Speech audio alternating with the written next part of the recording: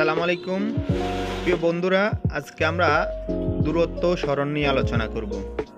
দূরত্ব স্মরণ কাকে বলে, চিনার উপায় এবং কি দিয়ে প্রকাশ করা হয়।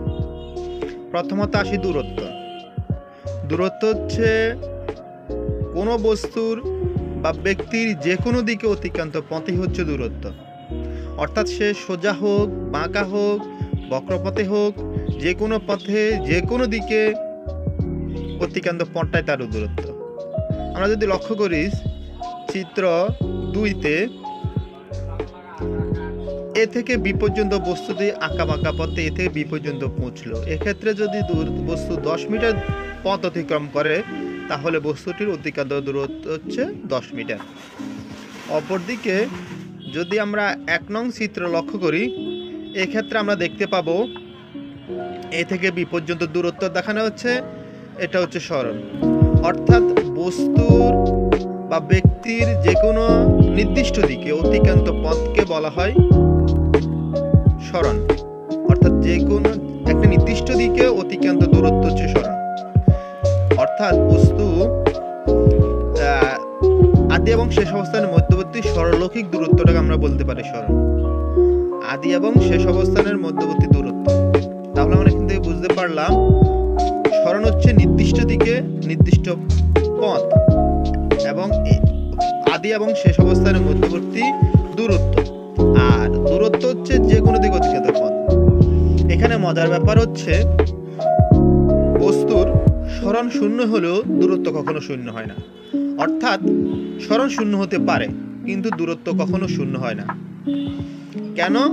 কারণ হচ্ছে আমরা কিছুক্ষণ আগে বলেছি যে স্মরণ হচ্ছে বস্তুর আদি এবং শেষ অবস্থানের মধ্যবর্তী সরলরৈখিক দূরত্ব। অর্থাৎ আদি এবং শেষ অবস্থানের মধ্যবর্তী দূরত্বটাই হচ্ছে সরাসরি দূরত্বটা হচ্ছে স্মরণ। আর দূরত্ব হচ্ছে যে কোনো দিকে অতিক্রান্ত পথ। আমরা যদি 3 নম্বর চিত্রটি লক্ষ্য করি, এখানে আমরা লক্ষ্য করব এখানে এ বি সি 3টি অবস্থান দেখানো হয়েছে। যদি এ থেকে বি পর্যন্ত দূরত্ব 4, বি থেকে সি পর্যন্ত 3 এবং সি থেকে এ পর্যন্ত দূরত্ব 5 হয়, তাহলে একটা বস্তু যদি এ থেকে বি, বি থেকে সি, সি থেকে আবার এতে ফিরে আসে, তাহলে তার অতিক্রান্ত দূরত্ব হবে 4 5 7, 4 5 9, 9 3 12। তাহলে বস্তুর অতিক্রান্ত দূরত্ব হবে ধরে নিলাম 12 মিটার।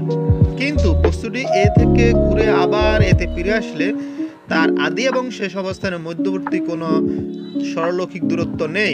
অর্থাৎ তার আদি এবং শেষ অবস্থানের মধ্যকার কোনো দূরত্ব নেই, তার মানে তার স্মরণ শূন্য। অর্থাৎ বস্তুটি যদি এ থেকে সি পর্যন্ত বি হয়ে সি থেকে আবার এতে ফিরে আসে, তাহলে তার দূরত্ব 12 মিটার হলেও স্মরণ 0 মিটার। স্মরণ 0 মিটার। স্মরণকে আমরা সাধারণত এস দ্বারা প্রকাশ করি আর দূরত্বকে ডি দ্বারা প্রকাশ করা হয়, ছোট হাতের ডি দ্বারা প্রকাশ করা হয়। ধন্যবাদ সবাইকে। এবার আসি দূরত্ব এবং স্মরণকে কি দিয়ে প্রকাশ করা হয় সেখানে আসি। তাহলে দূরত্বকে সাধারণত ডি দিয়ে প্রকাশ করা হয় এবং স্মরণকে এস দ্বারা প্রকাশ করা হয়। দূরত্ব ডিস্টেন্স, স্মরণ এস। এখন এই দূরত্বের এককও মিটার, স্মরণের এককও মিটার। যেহেতু স্মরণ একটা দূরত্ব, দূরত্ব একটা দূরত্ব, দূরত্বের একক মিটার, এই জন্য স্মরণ এবং দূরত্ব উভয়ের একক হচ্ছে মিটার।